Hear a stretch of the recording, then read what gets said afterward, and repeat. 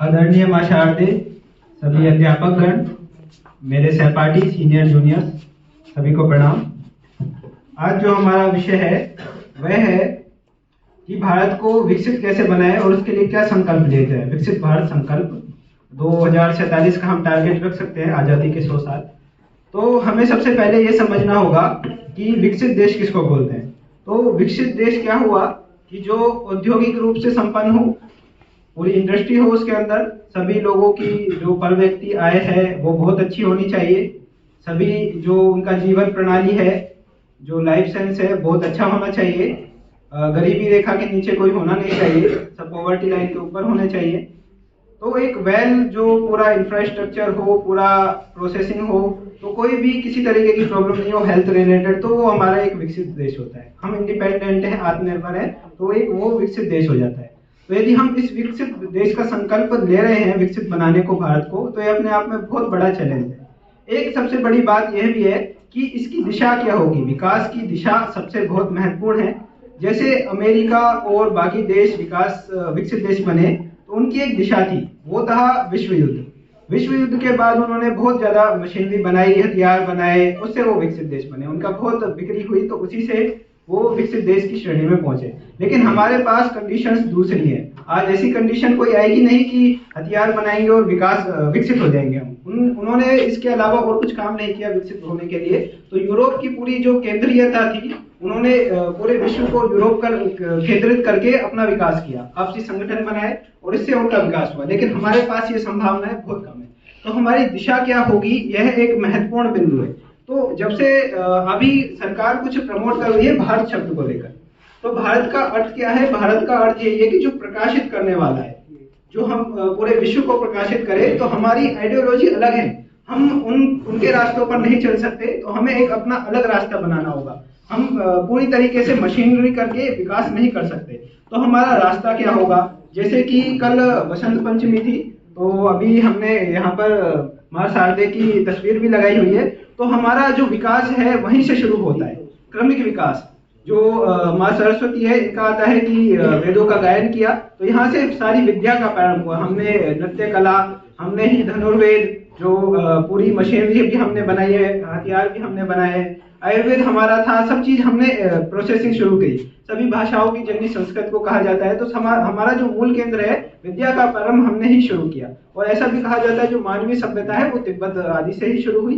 तो पूरा सेंट्रलाइज हमारा सिस्टम था, लेकिन ये विकेंद्रित हो गया गुलामी के 1000 सालों में। तो इसको दोबारा से सेंटर पे कैसा लाया जाए, इस पर हमें केंद्रित होना चाहिए। आपने कभी गौर नहीं किया होगा, हमारे पास अभी भी इतनी टेक्नोलॉजी थी, अभी ज्यादा टाइम नहीं, 200 वर्ष का भी आप अध्ययन करें तो हमारे पास इतनी तकनीक थी कि विकसित तो क्या, हमारी जीडीपी इतनी थी कि हम 60 से 70% इस वर्ल्ड में कंट्रीब्यूट कर रहे थे। इससे ज्यादा विकसित होना मैं नहीं समझता कि कोई 60 से 70% इस पूरे विश्व में अकेला ही योगदान कर रहा हो, उससे भी ज्यादा कोई विकसित हो सकता हो। और ये मात्र ज्यादा समय की पहले की बात नहीं है, 200 से 300 वर्ष पहले की बात है। तो हमें उस स्तर पर लाने के लिए अपने आप को कुछ प्रयास करने होंगे। तो इसके लिए हमें सबसे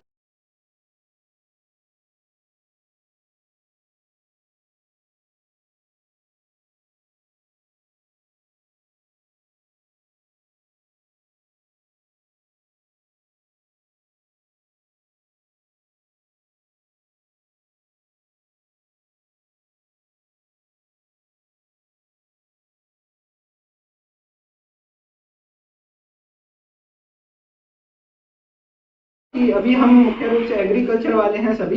तो एग्रीकल्चर के परिप्रेक्ष्य में भारत ने क्या किया, तो आपको मैं बता दूं, आज से 200 साल पहले ही जो एक पर लैंड यूनिट ले आप, तो ब्रिटेन की लैंड और भारत की लैंड तो 3 गुना प्रोडक्शन देती थी भारत की लैंड ब्रिटेन की तुलना में। यहाँ पर हमने सिस्टम ऐसे डेवलप किए। अब लोग कहते हैं कि जो ढैंचा आदि हरी खाद ऐसे लेनी चाहिए, तो ये सिस्टम अभी नहीं आपने लागू किया, ये बहुत पहले से भारत में चल रहा है। जो ऑर्गेनिक फार्मिंग आप कहते हो कि पायरेथ्रम खरीदो, वो खरीदो, तो वो बहुत महंगे आते हैं। तो इसके लिए हमने बहुत सरल और सटीक उपाय निकाले, और उसके लिए बहुत सारे हमारे ऋषि मुनियों ने ग्रंथ भी लिखे।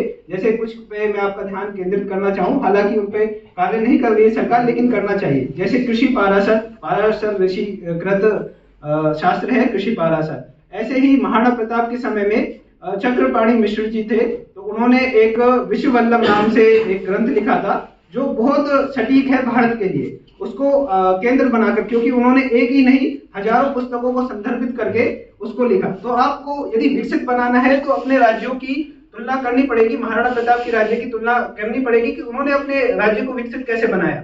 मैं भरतपुर से हूं, तो भरतपुर में राजा सूरजमल जी थे, तो उनकी इकोनॉमी कृषि से ही 1 करोड़ से भी रुपए से अधिक थी। उस समय आप कल्पना कर सकते हैं 1 करोड़ रुपए किसको बोलते हैं। तो उन्होंने ऐसा तंत्र विकसित किया, नहरें बनवाई, इसी हिसाब से चावल की खेती को प्रोत्साहित किया, पानी का संरक्षण किया, बांध बनवाए।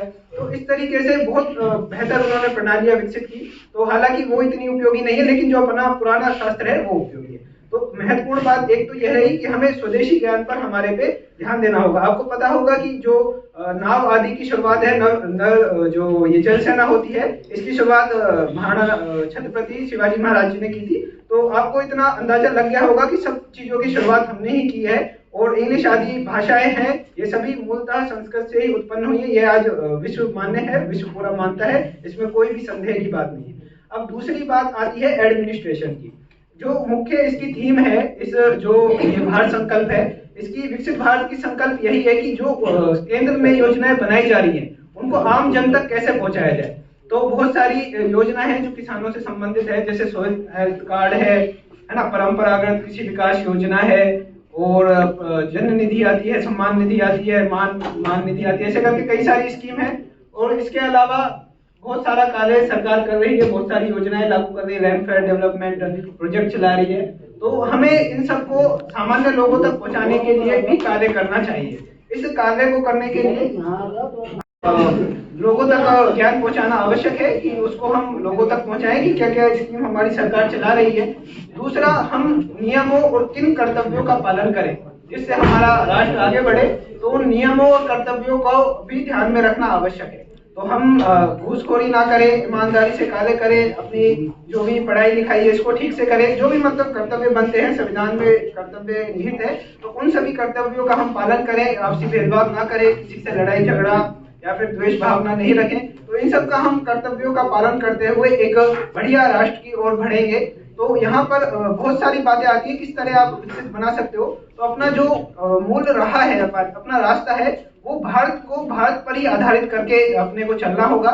औद्योगिकरण एक बहुत महत्वपूर्ण चीज है विकसित देश को बनाने के लिए।